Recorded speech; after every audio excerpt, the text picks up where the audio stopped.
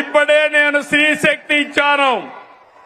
ఈ రోజు మీ అందరికీ హామీ ఇస్తున్నా, దసరా రోజున ఆటో డ్రైవర్లందరికీ వాహన మిత్ర కింద 15,000 రూపాయలు ఆర్థిక సహాయం చేస్తామని అనౌన్స్ చేస్తున్నాను.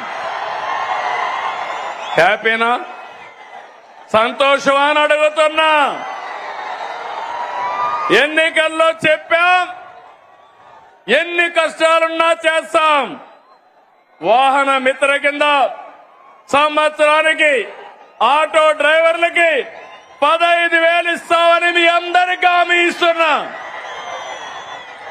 ఇది మంచి కార్యక్రమం అనుకుంటే గట్టిగా చప్పట్లు కూడా చెప్పండి, మంచి కార్యక్రమం అని.